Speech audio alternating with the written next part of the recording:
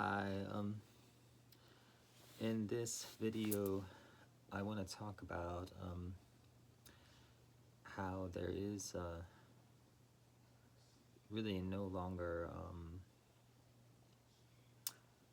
uh, problems to solve um, because we're not going to be in the projection states anymore. Um, and the reason for that is that these projections will cause us some degree of suffering. And so we shouldn't be predictive. We shouldn't be predictive. Um, we still have purpose,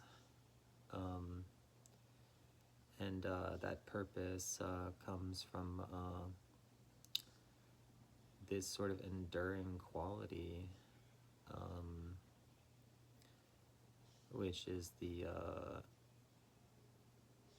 motivational factors, and we have to make our commitment to that, which is loving kindness, joy, equanimity, and compassion.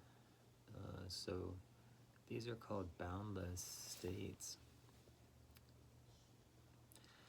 If we have that, we don't, we're not concerned with projections so much as we are in a state of grace, or having faith in the positive qualities of others, like their compassion and joy, and of everyone who can realize these things, such as joy and equanimity.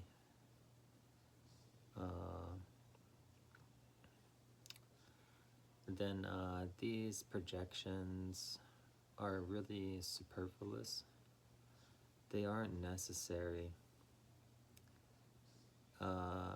The reason for projection is a narrow mindset. There's some kind of a narrow-mindedness. It's a limitation in the view. Then we always have to, if that ever happens, what we can do is we can try to open up the mind into these boundless states, like joy, equanimity, loving kindness, and compassion. So we're not solving problems really as much as we are purifying our motivational factors. And then what we'll see from that is that life is really spontaneous, and there will be no projections, but still everything will be the same, but we won't be under the influence of these projective forces any longer, which are these narrow-minded states that cause these karmas to develop. But nothing changes. That's what they say, is that before enlightenment, chop wood, carry water. After enlightenment, chop wood, carry water. The world remains the same, but it is no longer influenced by these unwholesome states of mind which come from these narrow-minded projections.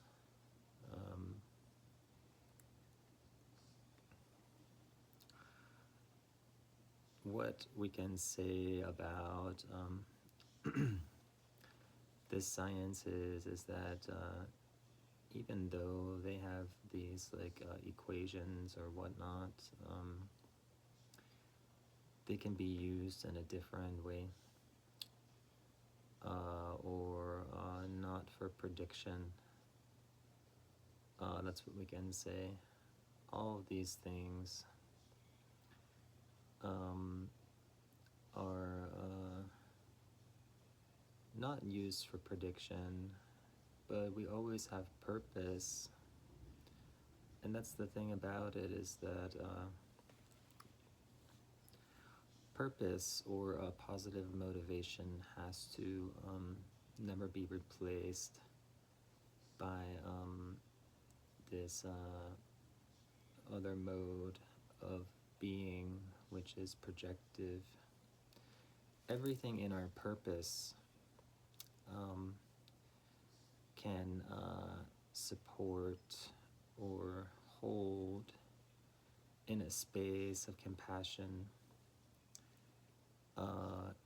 these limitations, and those limitations have to be surrendered to the greater contextuality of the universe in order for them to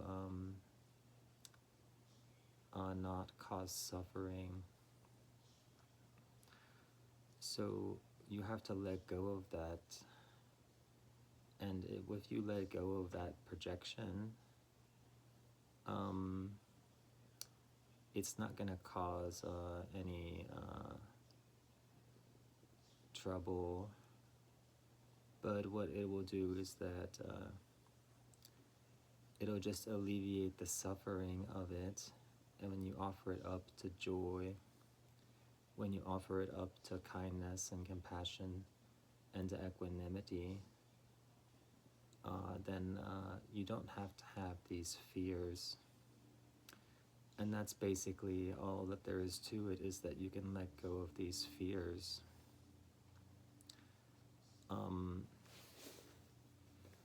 There's a lot of fear related to these viewpoints.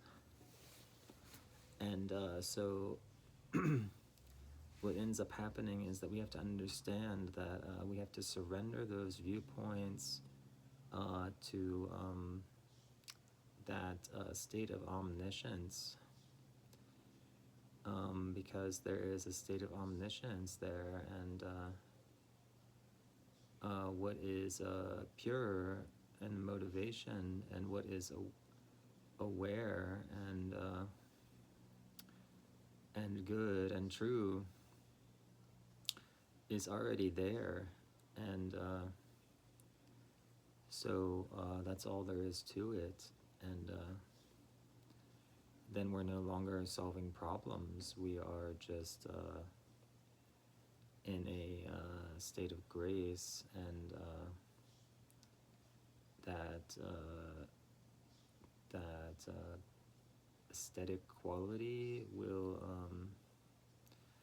resolve this unwholesome will with awareness, which would be a spontaneous knowing, and also with pure motivation, which are these four boundless abodes.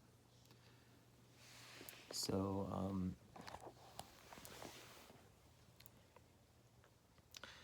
it's a basic call to let go of any kind of learning that was based on something else, because in our education we don't need to have this